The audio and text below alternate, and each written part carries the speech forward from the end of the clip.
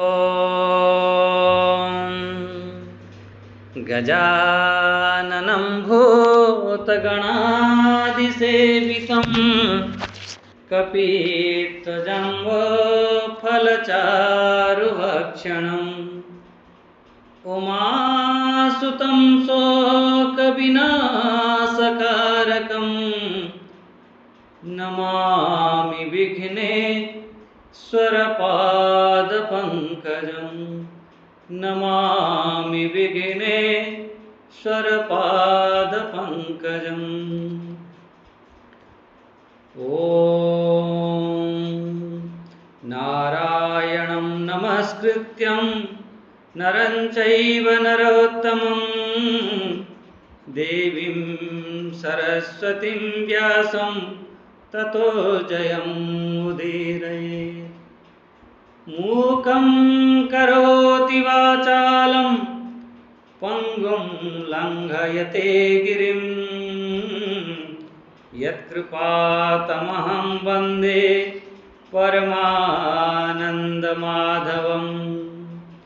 ओम श्री परमात्मने नमः। अथ प्रथमो अध्याय श्रीमद्भगवद्गीता प्रथम अध्याय अर्जुनंकर विषाद योग। प्रथम उवाच अमर धृतराष्ट्रंकर उवाच धृतराष्ट्र उवाच धर्मक्षेत्रे कुरुक्षेत्रे समवेताजुजुत्सवः मामकः पाण्डवाश्चैव किम कुर्वत संजय। किम अकुर्वत संजय। धर्मक्षेत्रे कुरुक्षेत्रे समवेता जुजुत्सवः मामकः पांडवाश्च एव किम अकुर्वत संजय। हे संजय, ये जो धर्म भूमि जो कुरुक्षेत्र जो कुरुभूमि जो अच्छी धर्म भूमि अच्छी से सब युद्धर करने जो इच्छा करुवा जो योद्धा माने सब आसी सहित मोर पुत्र आ सी जो पंडुर पुत्र सी सब कौन कले किम अकुर्वत कौन कले। हे संजय मते ये कथा कह। यही आमर श्रीमद् भगवद गीता प्रथम श्लोक ये आरंभ है। आमे ये जो संवाद महाभारत जो युद्ध भूमि आरंभ है। समस्ते इतने परिचित अच्छा महाभारत युद्ध कहीं है। यदि एमिति प्रश्न करा जाए यार प्रश्नर अनेक अनेक तार पहलू अच्छी तार भूमिका अच्छी कौन पाई महाभारत युद्ध है क्या कहीं है ये टिके विचारणीय विषय। आमे कही दियंती जे कौरव मानकर अन्याय करथिले भूल करथिले दुर्योधन बहुत अत्याचार करथिला सेतिपई महाभारत युद्ध है। ठीक अच्छे ये भी गोटे पहलू आमे नहीं परिवा। अनेक अनेक तार मूल कौटु आरंभ है। पूरा भूल कौरवों तरफ ना। महाभारतर मूल कारण को यदि बुझा हम ताहले आमे टिके प्रवेश करिवा जे एक राजा थिले तांको ना थिला शांतनु। से राजांकर एक पत्नी थिला तांको ना थिला गंगा देवी गंगाजी। मु सर्टकट रे कहि दउछि आपण सब जानि छथि सेति आमे तळे आरंभ करिवा प्रवेश करिवा ये कथा को स्मरण करिक प्रवेश करिया पई मोर चिंतन। तांकर प्रथम पत्नी गंगाजी गंगाकर तांकर पुत्र हेले आमर देवव्रत। देवव्रत अति श्रेष्ठ योद्धा थिले विद्वान थिले विवेकी पुरुष थिले। तापरे गंगाजी जेतेबेले चलीगले से शांतनु एभली जंगल रे भ्रमण करुथिले विहार करुथिले नदी कूल रे भ्रमण करुथिले। से समय गोटे जगार देखिले अति सुगंध गोटे आसुची ଯେମିତି ପଦ୍ମର ସୁଗନ୍ଧ, ଯେମିତି ପଦ୍ମର ବାସନା ଯେମିତି ଆସୁଛି। ସେଟା କହିଲି ଇଏ ପଦ୍ମର ସୁଗନ୍ଧ, ଏତେ ସୁନ୍ଦର ସୁଗନ୍ଧ। ଦେଖିଲା ବେଳକୁ ଗୋଟେ କନ୍ୟା ଅଛି, ଯୁବତୀ କନ୍ୟା, ସେ ତାରି ଶରୀରରୁ ସେ ଯୋଉଠି ବସିଛି ତା ଚାରିପଟରେ ଇଏ ପଦ୍ମର ସୁଗନ୍ଧ। ସେଠି ପଚାରିଲେ, ଦେବୀ ତମ ନାଁ କ'ଣ? କହିଲେ ମୋ ନାଁ ହେଲା ମତ୍ସ୍ୟଗନ୍ଧା। କହିଲେ ମତ୍ସ୍ୟଗନ୍ଧା, ଆପଣ ସବୁ ପୂର୍ବରୁ ଇଏ ସବୁ ବହୁତ ଲମ୍ବା ଅଛି, କିନ୍ତୁ ଆମେ ସର୍ଟକଟ୍ରେ ପରାଶରଙ୍କ କୃପାରୁ ସେ ମତ୍ସ୍ୟଗନ୍ଧାରୁ ତାଙ୍କ ଶରୀରରୁ ମାଛର ଗନ୍ଧ ଆସିବାରୁ ତାଙ୍କୁ ମତ୍ସ୍ୟଗନ୍ଧା କୁହାଯାଉଥିଲା, କିନ୍ତୁ ପରାଶର ଋଷିଙ୍କ କୃପାରୁ ତାଙ୍କର ପଦ୍ମଗନ୍ଧା ହେଇଯାଇଥିଲେ, କିନ୍ତୁ ତାଙ୍କ ନାଁ ମତ୍ସ୍ୟଗନ୍ଧା ନାଁରେ ବହୁତ ପ୍ରସିଦ୍ଧ ହେଲେ। ସେ ଯେଉଁ ମତ୍ସ୍ୟଗନ୍ଧା ଥିଲେ ତାଙ୍କୁ କହିଲେ ହେ ଦେବୀ ତମେ ଅତି ସୁନ୍ଦର, ମୁଁ ତମ ସାଙ୍ଗରେ ବିବାହ କରିବା ପାଇଁ ଚାହୁଁଛି। ଦେଖନ୍ତୁ ଆମର ଆଗରୁ ଯେତେ ଆପଣ ଶାସ୍ତ୍ର ଦେଖିବେ, ସବୁ ଶାସ୍ତ୍ରରେ ଆପଣ ଦେଖିବାକୁ ପାଇବେ ଯେ ପ୍ରେମ ବିବାହ, ଆମର ପ୍ରେମ ବିବାହ ପ୍ରସଙ୍ଗ ବହୁତ ଆସିବ। କିନ୍ତୁ ସେ ଯେଉଁ ପ୍ରେମ ବିବାହ, ଯେଉଁ ପ୍ରେମ ଥିଲା, ସେଠାରେ ଗୋଟେ ମର୍ଯ୍ୟାଦିତ ପ୍ରେମ ଥିଲା। ମର୍ଯ୍ୟାଦିତ ପ୍ରେମ କ'ଣ? ସେଠୁ କହିଲେ ଠିକ୍ ଅଛି ଆପଣ ରାଜା, କିନ୍ତୁ ମୋର ପିତାଙ୍କ ବିନା ଅନୁମତିରେ ମୁଁ ଆପଣଙ୍କ ସାଙ୍ଗରେ ବିବାହ କରିପାରିବି ନାହିଁ। କହିଲେ ଠିକ୍ ଅଛି, ତମ ପିତାଙ୍କ ପାଖକୁ ଚାଲ। ଯେତେବେଳେ ପିତାଙ୍କ ପାଖକୁ ଗଲେ, ପିତା ଗୋଟେ ସେ ନଦୀ କୂଳରେ ଏମିତି ଝୋପଡ଼ି ବନେଇଥିଲେ, ଆଉ ଫିସରମ୍ୟାନ୍ ଯେଉଁ ମାଛ ଫାଛ ଧରନ୍ତି, କେବଟ ନାଆ ଚଲାନ୍ତି, ଏମିତି ଥିଲା। ବାସ୍ ଗୋଟେ ଝୋପଡ଼ି ଥିଲା ତାଙ୍କର। ଝୋପଡ଼ି ମାନେ ଗୋଟେ ଜରି ଫରି ପକେଇକି ଗୋଟେ ଘାସ ଫାସରେ ଏମିତି କୁଟିଆ କରିକି ରହୁଥିଲେ। ତାଙ୍କୁ କହିଲେ ଯେ ମୁଁ ତମ ପୁତ୍ରୀଙ୍କ ସାଙ୍ଗରେ ବିବାହ କରିବା ପାଇଁ ଚାହୁଁଛି। ସେଠି ସବୁ ତାଙ୍କର ବାର୍ତ୍ତାଳାପ ହେଲା।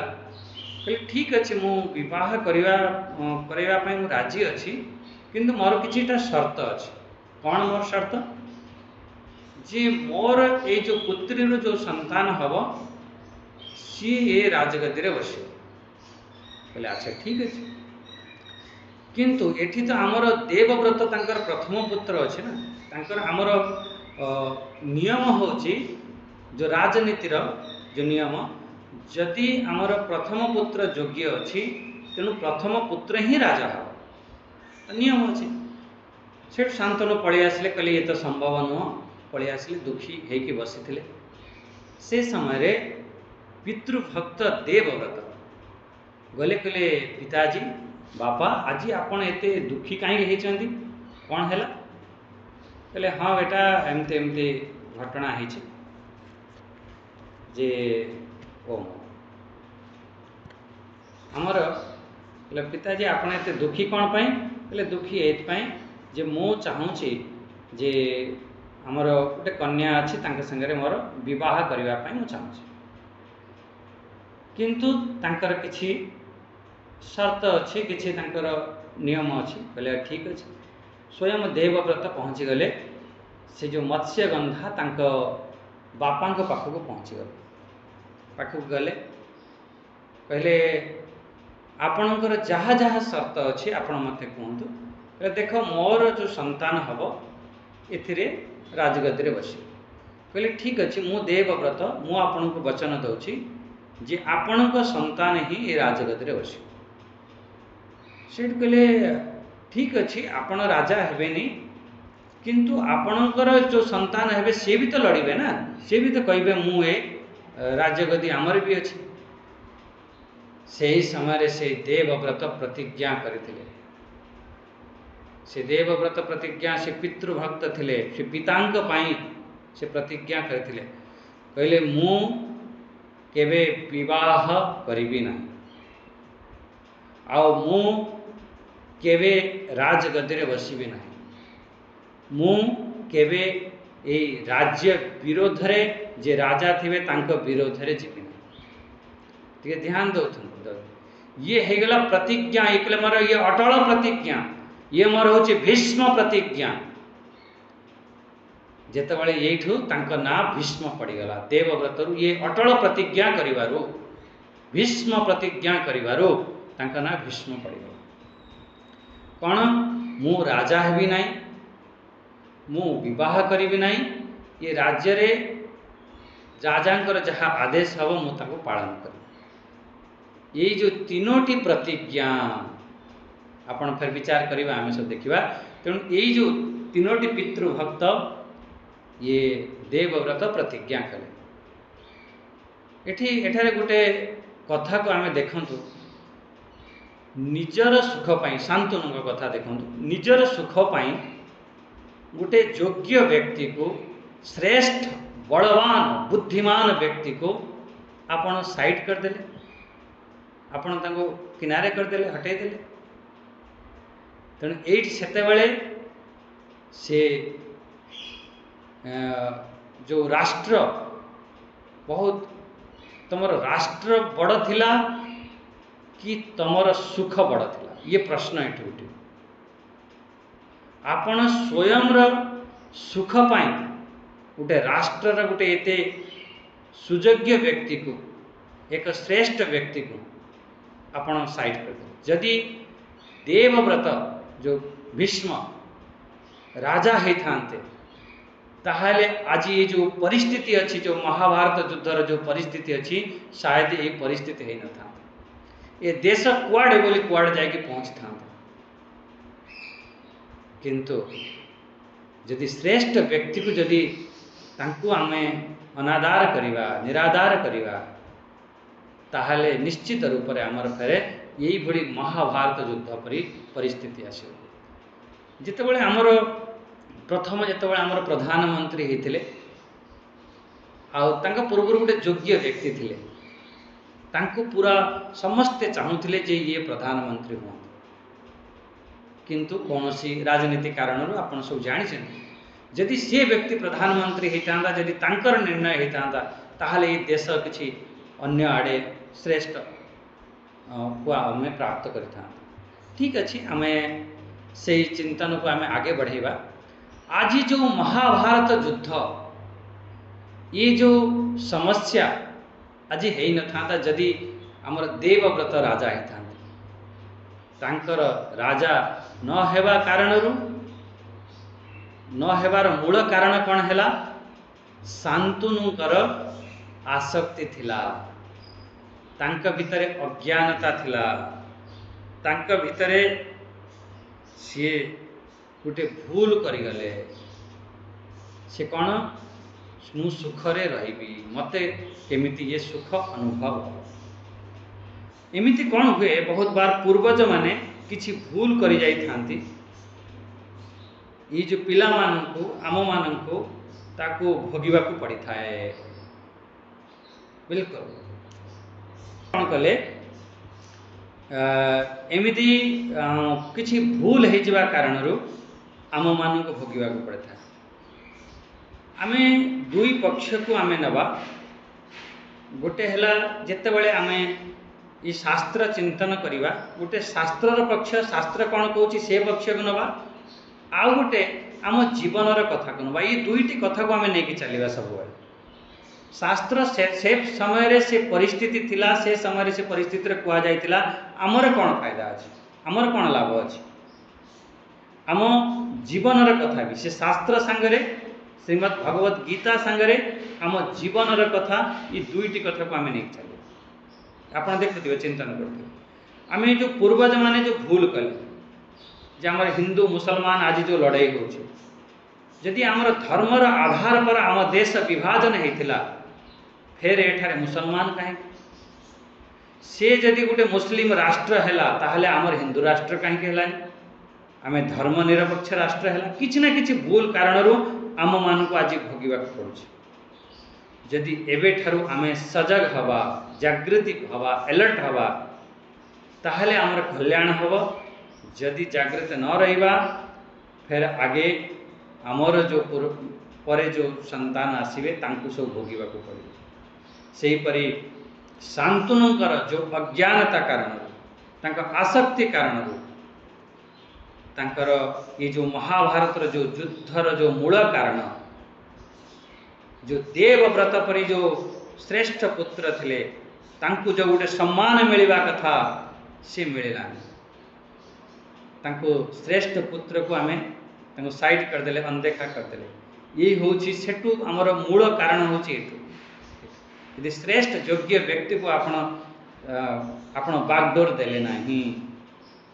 अच्छा सेकेंड कथा है तापरे सेकेंड स्टेप आम बुझा तांका सांगरे सत्यवती सांगरे आमर जो मत्स्यगंधा थिले मत्स्यगंधा सांगरे तांकर विवाह होगा सत्यवती मत्स्यगंधा पद्मगंधा सोमनाथ तार विवाह है तांकर दुईटी पुत्र है दुईटी पुत्र ना है जे आमर चित्रंगदा आउ होची सेकेंड पुत्र हेले विचित्र वीर से दुईटी पुत्र जो चित्रंगदा थिले सी स्वयं माने कम समय रे तांकर शरीर शांत हो जाता आओ सेकेंड जो पुत्र थिले विचित्र वीर तांका ना भी विचित्र वीर किंतु से पूरा विचित्र ही थिले सी जो विचित्र वीर बहुत सब बेले बास से नशारे रोते शरीर भी ठीक न रोला आईभली कि पूरा आमर देश पितामह भीष्म चलाउले जितेबाला बहुत प्रस्ताव है जे बहुत करवा माता कहले कहले हे देवव्रत हे भीष्म तो भाईर विवाह करने कौन गोटे झी देख विवाह करदे किंतु से विचित्र वीर्यंकर तांकर जो स्वभाव थिला से कारण कौन जो स्वयंवर सभा होता कौन राजा तांको निमंत्रण करनथिले गोटे श्रेष्ठ हस्तिनापुर गोटे राज्य से राज्य को कई तांको निमंत्रण करनथिले से समय रे पितामह भीष्म को खबर पाइले जे काशी नरेश काशी राजा सी तांकर तीनोटी कन्यार स्वयंवर सभा करुछंती आ सीधा गले बस माता आदेश थिला तुम भाई विवाह करने सीधा गले जाकि युद्ध कले युद्ध कर समस्त परास्त कले तीन झील को नहीं पड़े आसले बहुत शक्तिशाली थे पितामह भीष्म अति शक्तिशाली थे तीनोटी झील को नहीं पड़े आसले जिते नहीं आसले से जो अंबा अंबिके अंबाल काशी नरेश तीनोटी पुत्री थी अंबा कहले कहले हे राजन मु गोटे अन्य राजकुमार सांगे मु भल पाऊँगी ना थिला शायद साल्व साल्व नामक एक राजकुमार थिले मु वर्ण भी कर सारी आरी सांगे विवाह कर अंबा को छाड़देले आउ अंबिके अंबालिका सांगे विचित्र वीर्यंकर विवाह हो सी अंबा जितेबाला साल्व राजकुमार पाखक गले कहले मु तुम भल पाऊँगी आ तुम साथ विवाह करी से साल्व राजा राजकुमार मना करदेले मझी सवारे से भीष्म तुमको उठेकी नहीं जाइला आ मु तुम सांगे विवाह करी ना फिर पुनः से अंबा जो फेरिकी आसछंती भीष्म तो मना करदेले मोर तो दृढ़ प्रतिज्ञा अच्छी मुझे विवाह करी आउ एमाने मना करछंती सेठू से अंबा प्रतिज्ञा कला यार मृत्युर कारण मु ही बने बहुत लंबा अच्छी से अंबा फिर परशुराम के पाखक गले जितेबाला कौन सी राजा अन्याय करिवो भूल करिवो से समय ब्राह्मण ही दंड दिए किंतु परशुराम आओ देवव्रत भीष्मकर युद्ध है भीष्म परास्त करदेले परशुराम से दिन ठारो शपथ नेले जे कौन सी जो क्षत्रिय कुमार को केवे शिक्षा प्रदान करिबिनी फिर कर्ण लुचिकी जाकि शिक्षा प्राप्त करथिला एमती सब प्रसंग अच्छे तेणु मुख्य रूप से ये आप विचार करंतु जितेबाला पितामह भीष्म कौन सी प्रकार माने से तो विवाह कलेनी एंकर विवाह करदेले एंकर कौन सी संतान है फिर भगवान वेद व्यास के कृपारू आमर अंबिका और अंबालिका अंबिकार धृतराष्ट्र आ अंबालिका पंडु यहपरी दुईटी पुत्र है जितेबाला आमर राजनीति थाए जदि प्रथम पुत्र तमर अयोग्य थी प्रथम पुत्रर कौन सी राजा हवार कौन सी कम थी ताले आम द्वितीय पुत्र को करवा धृतराष्ट्र अंध हवा कारण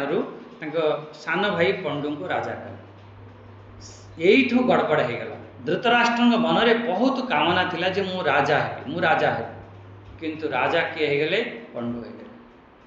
तांको मन रे ये कष्ट आसिला जे मु अंध बोली मते राजा कलेनी, मु एते शक्ति। धृतराष्ट्र पर बहुत शक्ति थिला, बहुत। आपण महाभारत लास्ट रे आपण जानिबे एतबेले भीम लोहार भीम को नहीं कि देइचंती, सेही समय से लोहार भीम को जकड़ के सब चुरा चुरा कर दे। तापर किछि दिन परे जेतबेले राजा पांडु थिले शिकार करिवा पय जाउथिले, सेही समय रे एक ऋषि थिले कमदम ऋषि, कदम ऋषि एमती गोटे ऋषि थिले। सी तांकर हिरण हिरणी रूप रे विहार करुथिले। से समय रे तांको बाण मारिदेले, तांको पत्नी मरीगले। सी तांको अभिशाप देले, तू भी तो पत्नी सांगर जेपरी आलिंगन करिवो तमर भी मृत्यु हो। देखंतु मु आपन गणेबी भूल परे भूल केमिति सब होछ। तापरे से माद्री को जाइके किछि समय परे माद्री को जाइके आलिंगन करछनी, तांकर मृत्यु हो जाइछि। फिर धृतराष्ट्र राजा हो जाइछि। सी धृतराष्ट्र राजा तो हेले किंतु भीष्म द्रोणों कथा से मानंतिनी। से मानंती कहार शकुनी आदि कथार तांकर सब परिचालित होंती। से पांडव मान को कौन से प्रकार भाग देले नहीं। जेतबेले तांको भाग न देइचंती, संपूर्ण एपरि धीरे धीरे धीरे धीरे भूल उपरे भूल है चल। तेणु आपण विचार करंतु संपूर्ण जो मूल कारण कौन है, आमर से राग आसक्ति। तांकर मूल कारण है तांकर दुराग्रह। से राजा जो शांतनु थिले तांकर आसक्ति कारण रो, तांकर दुराग्रह कारण रो ये धीरे धीरे प्रॉब्लम है। दुराग्रह हेले कौन हम ना, आमर अन्यर अधिकार को आम छड़ेनी। जदि आम भितर दुराग्रह आस अन्यर अधिकार, तेणु शांतनु भीष्मर अधिकार को छड़े नेले, देवव्रत अधिकार को छड़े नेले। से गोटे जो राजा हबार थिला तांकर से छड़े नेले। सेकेंड कथा है आमर भीष्म अंबांकर अधिकार छड़े नेले। आपण देखिए अंबा तांकर विवाह करते तांकरी पाई तो अंबांकर अधिकार छड़े नेले। से जो पंडु से ऋषिंकर ऋषि पत्नी सांगर विहार करते तांकर अधिकार छड़े नेले। आपण देखिए धृतराष्ट्र पांडवंकर अधिकार छड़े नेले, जेमती तांको अधिकार दिया जेबा कथा देले। दुर्योधन दुशासन द्रौपदींकर अधिकार छड़े नेले। आपण देखंतु महाभारतर चेर जो ना बहुत तले अच्छी, बहुत तले। आपण महाभारत को कौन से गोटे साधारण एमती भावी निना जे बस दुर्योधन पाई एमती हो। तार मूल चेर कौटी होची तार राग आसक्ति। हेले मनुष्यर तार जो स्वभाव थी से कठोर हो। जदि तुम आसक्ति हम ना आउ फिर नरम हम कठोर दुराग्रह जितेबाला हम आम भर मुझे जहाँ कहूँ यहाँ ठीक से आप स्वभाव बहुत कठोर होकर व्यवहार बहुत कठोर हो। दुराग्रह है आसक्ति है आमर आम भितर जो गोटे बैलेंस थाए ना गोटे संतुलन थाए से संतुलन खराब हो बिगड़ी जाए। तेणु एठी आम बुझिले कौन आम खाली दुर्योधन को दोष देले हवनी।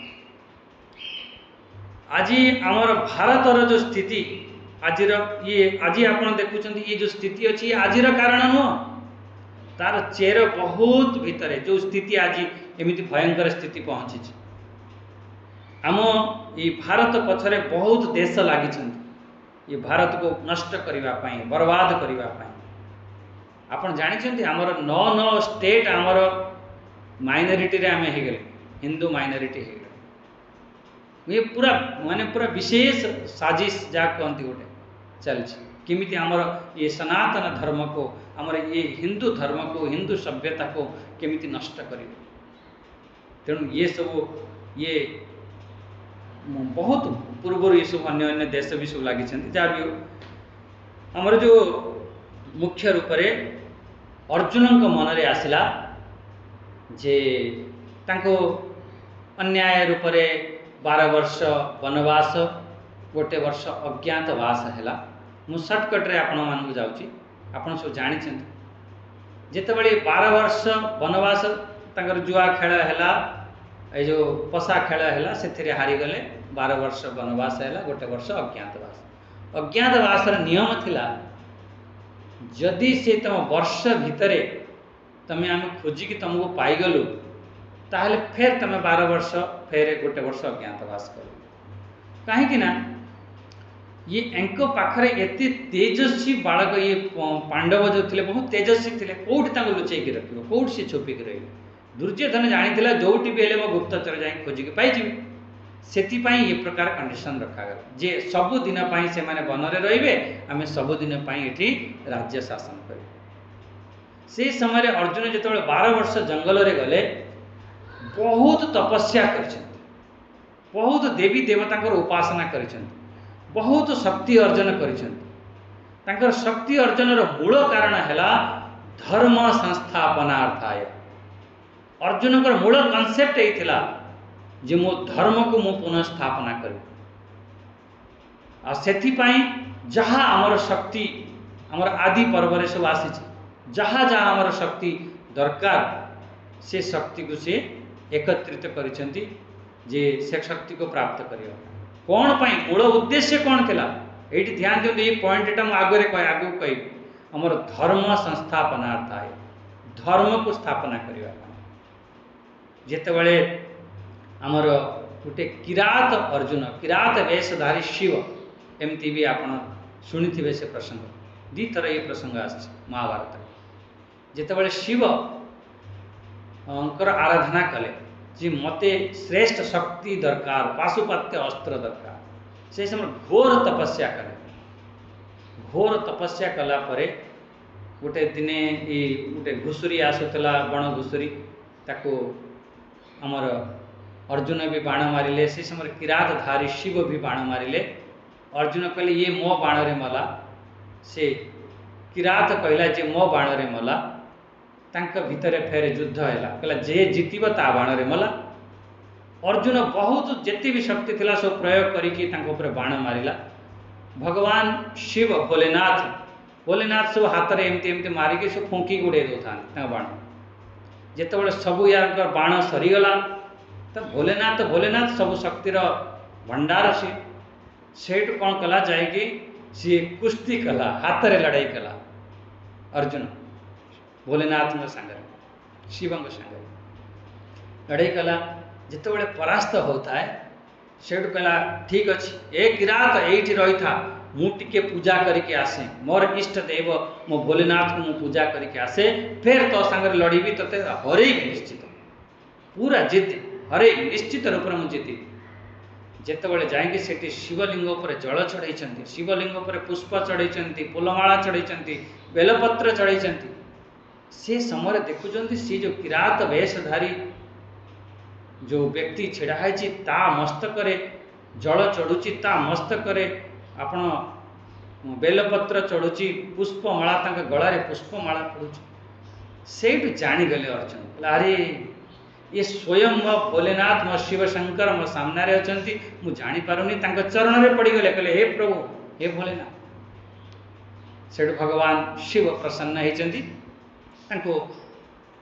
वरदान देले पाशुपात्य आदि अस्त्र देले सेहीपरि अनेक अनेक तपस्या कले देवी को प्रसन्न करिसेंती देवी पाखरु अनेक दैविक शक्ति प्राप्त करचंती दैविक अस्त्र प्राप्त करचंती। आमर ब्रह्मा जी को प्रसन्न करिकी ब्रह्मास्त्र भी प्राप्त कले आ नारायण को प्रसन्न करिकी नारायण अस्त्र आदि सब दिव्य अस्त्र प्राप्त कले।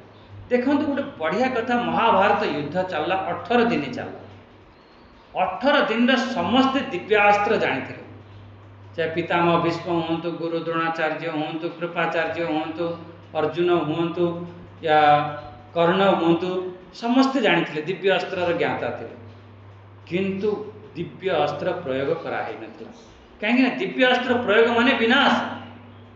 आमर गोटे पड़ोसी देश टिके टिके कथार खाली मुझे दिव्य अस्त्र प्रयोग करदेवी परमाणु बम कौन दिव्य अस्त्र मुझे दिव्य अस्त्र प्रयोग करदेवी। अरे दिव्य अस्त्र प्रयोग करवा तो सहज नुह से अंतिम प्रयोग करा जाए एथर आमर प्रधानमंत्री कहते कहले सी जो धमकी आउ चलनी तुम जो कौच मु बास ये बम पकईदे बम पकईदे ठीक अच्छे। तेणु ये दिव्य अस्त्र को बहुत शीघ्र प्रयोग करा जाए नहीं, किंतु ये दिव्य अस्त्र बहुत परिश्रम करी आमर अर्जुन एकत्रित करथिले कौन पाई धर्म संस्थापनार्थाय। मुख्य उद्देश्य है मुझे धर्म को स्थापना करी कला परे महाभारत युद्ध जितेबले हैला सेतेबले धृतराष्ट्र कहले ना मु किछि देखिबी ना मु किछि सुनी, कहीं ना व्यास भगवान आसीथिले तांको वरदान प्रदान करने स्पष्ट शब्द करदे मोर कौन देखिबार इच्छा ना कि मोर शुणिबार इच्छा ना। पितामह भीष्म जितेबले 10 दिन युद्ध चलला से सरसज्जार पड़ जाइछन्ति तेबे धृतराष्ट्र पचारुछन्ति अरे ये कौन हो गला जो खबर पाई जे पितामह भीष्म 10 दिन सरसज्जार पड़ गए।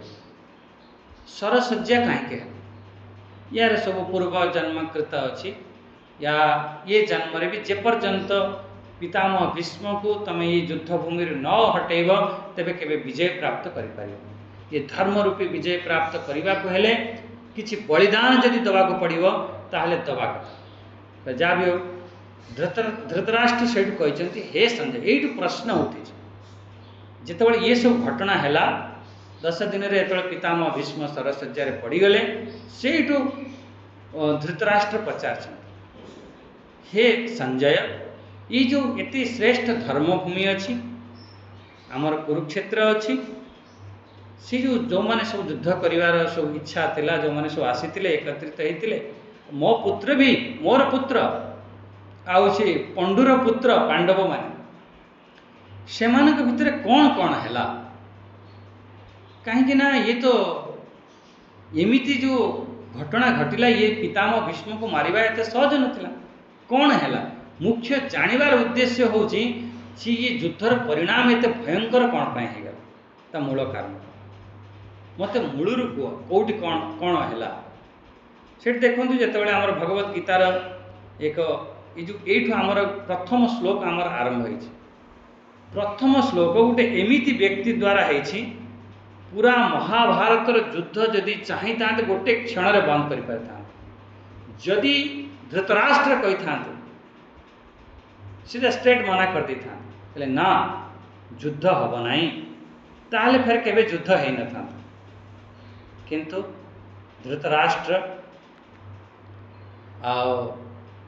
तांकर बुद्धि केमिति थिला से गोटे एमिति व्यक्ति धृतराष्ट्र खाली तांकर आखि को देखा जाऊ नथला से कथा न सी आखि तो देखा जाऊ नथला समस्त जानी सेकेंड कथा है सी पुत्र मोह कारण तांकर जो निजर बुद्धि थिला ना से निजर बुद्धि भी नष्ट है।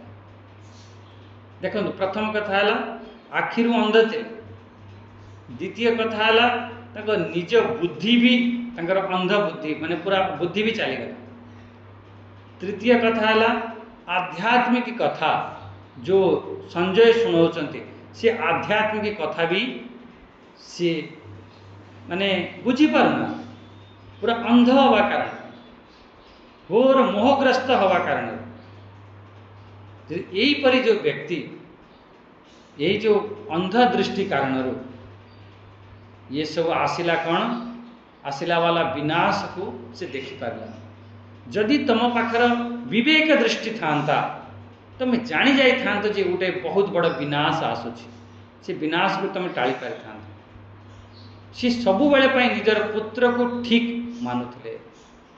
धृतराष्ट्र सबुबले श्री कृष्ण को कथा को एवॉइड करुले। भगवान कृष्ण स्वयं शांतिदूत बनिके आसीथिले तांकु सब अनदेखा करुले। भगवान सबुबले धर्मर पक्ष नौथिले। भगवान कौन सी पांडुक पक्ष या कौन सी कहा पक्ष नौनथिले से सबुबले धर्म कथा ही कहते। आ धर्म कथा कहले धृतराष्ट्र को धर्म कथा भल बुझी होनुथला। सी तांको कथा को न मानी कहा कथा मानुथले से से जो मामू शकुनी थिला, मामू शकुनी आसिक सब गड़बड़ करथिला। आपण सब जानिछन्ति महाभारत। सी जो कुटिल नीति बनाउथिले, सी अधर्मर कथा कहूथिले, से धृतराष्ट्र एही श्लोक रे आपण देखिबे तांकरी कथा से धृतराष्ट्र मानुथिले।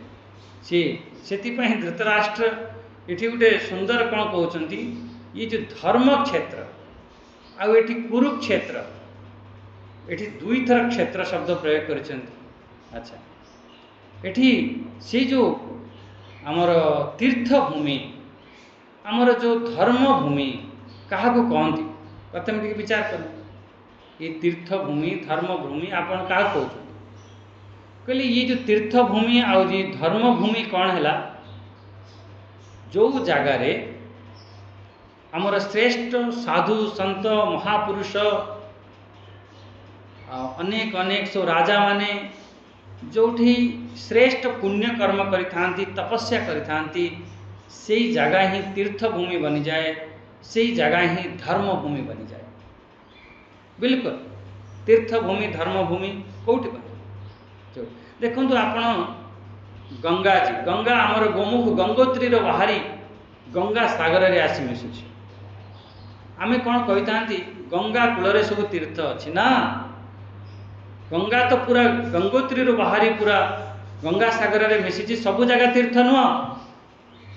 जो जगार साधु संत बसी तपस्या कले, जो जगार देवता माने उपासना करिसेंती, तपस्या करिसेंती, जो जगार राजा माने या सेठ व्यक्ति जो माने दान दक्षिणा आदि करिसेंती, पुण्य कर्म आदि करिसेंती, सेई जगह तीर्थ बनिछि।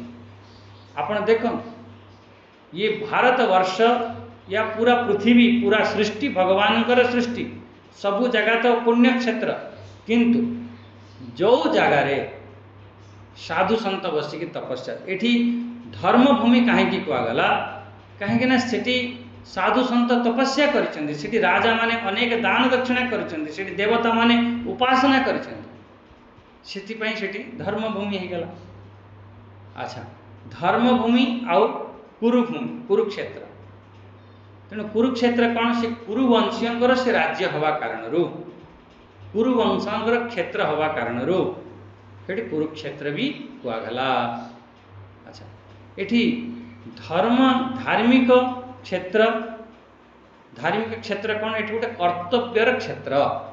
जो धर्म क्षेत्र माने कौन, एठी जो आमर धर्म संस्थापनार्थ आए, आमर गोटे धर्म को रक्षा करबा पाए आमर गोटे कर्तव्य भूमि हैला। आमर बहुत महापुरुष माने जितेबाला ताको अन्वय करती, अन्वय अर्थ कौन, जितेबाला आम श्लोक गोटे करती ताको अनुअय, पदर पारस्परिक संबंध, गोटे पदर आनी अन्य गोटे पद सांगे जोड़िकी आमर ताको अन्वय करा जाए, तार अर्थ बाहर करा जाए। से शब्दर जो वाक्य थाए ता रूप को लिखापी जो अर्थ बाहर करती अन्वय, कहीं जिते आम श्लोक पढ़ती से छंदबद्ध थाए, छंदरे थाए, से सब शब्द आगर पछर एपट सेपट होगी जोड़िकी गोटे श्लोक बना जाए, ताकू महापुरुष माने अन्वय करती। अन्वय मान जमी आप सहज भाव में बुझी नियंतु, I am going to school, तो मु स्कूल जाऊँगी, मु विद्यालय जाऊँगी। अच्छा, मु तो आई एम गोइंग, तो गोइंग टू स्कूल, तेणु प्रथम मु विद्यालय, मु पाखरे विद्यालय आनिक जोड़िल, तापर जाऊँगी, किंतु जो इंग्लीश लिखि कौन लिखि, प्रथम लिखि माने आई एम गोइंग लिखि, तापर जाकि विद्यालय स्कूल लिखि, किंतु जो अन्वय करा ताहले से आई एम पाखरे तुम स्कूल आसब, तापर आमर गोइंग आसब, ताको कहते अन्वय प्रक्रिया। अन्वय सेहीपरि आमर महापुरुष माने जितेबाला अन्वय कर देख, ये प्रथम श्लोक श्रीमद् भगवद गीतार कौन साधारण श्लोक नुह, तेणु सी कौन करते जो धर्म क्षेत्र कुरुक्षेत्र, ये जो एतिक शब्द को प्रथम चरण को दीटा क्षेत्र को आगक नहीं आस, क्षेत्रे क्षेत्रे धर्म कुरु, ये निर्देश दिया जाउछि। क्षेत्र क्षेत्र प्रत्येक क्षेत्र रे तमे धर्म कर, धर्म अनुसार आचरण कर। ये ये आमर प्रथम चरण रे यही आपको निर्देश दौरान एमती भी महापुरुष माने व्याख्या करते क्षेत्रे क्षेत्रे धर्म कुरु। प्रत्येक क्षेत्र रे आमर धर्मर आचरण कर। तेणु ये आमर प्रथम श्लोक आप देखिले एथिरे बहुत महापुरुष माने या ऊपर बहुत चिंतन करिसेंती। प्रथम शब्द आपणकर धर्म आसिला, धर्म क्षेत्र, धर्म शब्द आसिला, धर्म क्षेत्र। तेणु ये पूरा ये श्रीमद् भगवत गीतार पूरा धर्ममय कथा अछि। या एमिति भी महापुरुष माने व्याख्या करती प्रथम जो शब्द आसिला, प्रथम शब्दर जो प्रथम अक्षर आसिला, प्रथम अक्षर कौन? धर। ध आसिला, रे पाला, धर। आउ जो श्रीमद् भगवत गीता रे अंतिम जो अक्षर, प्रथम अक्षर है धर और अंतिम अक्षर होची म। तेणु ये प्रथम उपक्रम आ उपसंहार धर्म द्वारा हैला। तेणु श्रीमद् भगवत गीता रे सब धर्ममय कथा अछि। आम जीवन केमिति धार्मिक हेब, आम जीवन केमिति गोटे श्रेष्ठ मार्ग रे चलिबो, से कथा सब ये गीता रे लिखा जाए। तेणु मोटामोटी आम प्रथम श्लोकर अर्थ आम बुझिले कौन जे धृतराष्ट्रंकर संजय को प्रश्न करिसेंती आ संजय तांकर सब उत्तर देवा आरंभ करुछंती। किंतु एठी आमर आजिर बाणीर विराम देवा। तेणु आज आम केतोटी जिनिस बुझिले, बुझिले कौन जो महाभारत जो आरंभ है। हाँ, या पर भी आमर यही श्लोक उपर आमर आध्यात्मिक पक्ष भी आम देखा। आज समय ना से आम देखले आम या पर आध्यात्मिक पक्ष देखा। सी धर्म क्षेत्र कौन, कुरुक्षेत्र कौन, महाभारत युद्ध कौन, महाभारत क्या कौन, ये तो गोटे है आमर पौराणिक मतरे विचार करें। तापर गोटे आध्यात्मिक मतरे मु सब कह दुईटी मो मत नहीं चली, दुईटी मो पक्ष नहीं चली। ये पूरा आमर गीता सांगरे आम जीवन कथा को आम नहीं चले। तेणु आज आमर जो चिंतन रे आम बुझिले कौन महाभारत जो युद्ध है से महाभारत युद्ध ये आजिकार नुह जे एमिति दुर्योधन व्यवहार कला से कथा नुह। आम से टिके आम पूर्वर गले राजा शांतनु को पाखर आम देखिले सेठी जदि आमर पितामह भीष्म जो देवव्रत थिले जदि सी एपरि प्रतिज्ञा न करिथांते, भीष्मंकर एपरि जदि दुराग्रह न थांता, जदि शांतनुकर एपरि आसक्ति न थांता, ताहले आज आम राष्ट्रर एपरि आम राज्यर आम राष्ट्रर आम देशर एपरि परिस्थिति है न थांता। तेणु मूल कारण सेठू अच्छी आम दुराग्रह आम आसक्ति ये हूँ मूल कारण। से चिंतन श्रृंखला आम देखिले जे महाभारत युद्ध आमर प्रवेश कले। यहीपरि महाभारत युद्धर 10 दिन जिते पितामह भीष्मकर सरसज्जा हो जाइए सेठू धृतराष्ट्र पचार। यार आध्यात्मिक अर्थ आम काली बहुत सुंदर आध्यात्मिक अर्थ अच्छी आम काली आम विचार करें।